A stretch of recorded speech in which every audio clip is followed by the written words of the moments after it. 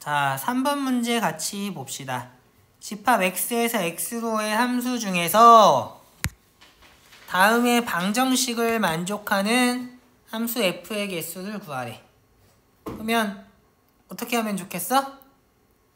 얘도 사전식으로 써보면 좋겠지? 어떻게 사전식으로 써?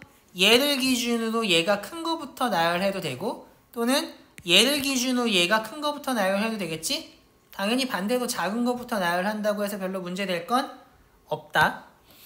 그러면 얘를 가지고 그냥 A라고 하고 얘를 가지고 B라고 할까?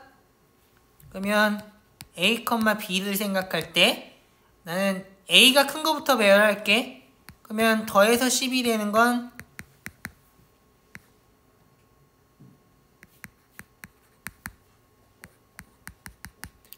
이렇게 해서 어디까지? 쭉쭉쭉쭉쭉쭉 가겠지? 근데 뒤에 있는 걸 안 쓴 이유는 뭐냐면 여기까지 한 다음에 곱하기 2 하면 될 거라서 안 썼어. 왜? 어차피 너무 대칭적이지 않아? 그렇잖아. 얘가 6이고 얘가 4인 건 반대로 얘가 4이고 얘가 6인 것과 경우의 수가 같을 거기 때문에 그걸 또 일일이 셀 필요는 없다고 생각해. 그래서 이렇게 지금 5가지 경우만 카운팅을 하면 되겠다. 근데 생각해보면 가능하구나. 따지자. 자, 이제 카운트하러 갈게.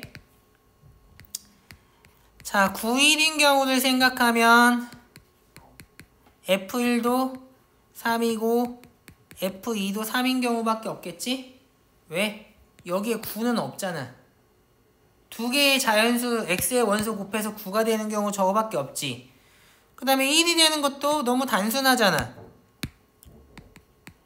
F3도 1이고 F4도 1로 결정되겠지. 5는 어때? 자유롭지. 그러니까 이때의 경우의 수는 어떻게 되겠냐? 1의 4제곱 곱하기 5여서 5 이렇게 되겠다. 그러면 얘는 5인데 반대편에 1, 9도 5가 될 거기 때문에 10으로 카운트해서 더해주면 되겠네.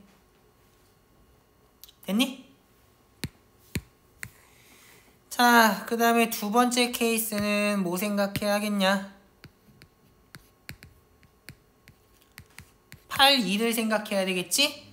그러면 내가 얘의 입장은 어떻게 돼? 곱해서 8이 되는 건 2와 4잖아. 그러면 1의 입장에선 경우의 수가 2개고 1이 결정되면 F2는 자동 결정이지.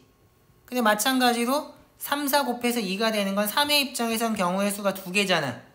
4의 입장에서는 유일하게 결정되겠지. 5는 항상 5가지의 경우가 나올 테니까 얘는 20 되겠다. 얘가 20인데 반대편에 28도 20일 거기 때문에 40으로 더해주면 되겠지. 됐니? 자, 그 다음에 세 번째 7, 3은 불가능하지? 왜? 곱해서 7이 되려면 1, 7인데 7은 x의 원소가 아니잖아. 그러면 6, 4를 생각해볼까? 그러면 이 중에서 곱해서 6이 될 수 있는 두 자연수는 2와 3밖에 없잖아. 그러면 1이 2를 고르냐 3을 고르냐? 그러면 뭘 고르든지 간에 F2는 자동 결정일 거고 그 다음에 F3은 어때? 1, 2, 4 중에 하나겠지? 그러면 F4는 자동 결정일 거고 5의 함수값의 경우는 항상 5개라고 했으니까 얘 계산하면 30이잖아. 그러면 얘가 30인데 곱하기 2 할 거니까 여기에 60 더해주면 되겠지? 됐니? 자, 그럼 이제 마지막으로 어떤 경우? 둘 다 5인 경우 생각해주면 되겠네. 그러면 1의 입장에선 경우의 수 2가지, 2는 1가지, 3은 2가지, 4는 1가지, 5는 5가지니까 20 되겠지? 얘는 곱하기 2 하는 거 아니잖아? 그러니까 그냥 20 더하면 되겠네. 그러면 경우의 수는 몇 개? 130개 되겠다. 별로 어렵지 않지? 얘도 뭐 하면 사전식별로 해서 겹치는 거 없이 빠지는 거 없이 차근차근 카운팅을 하면 별로 어렵지 않겠다. 그리고 함수의 개수를 세는 거니까 어떤 입장에서 정의역의 원소의 입장에서 경우의 수를 따져보면 무난하게 풀 수 있겠지?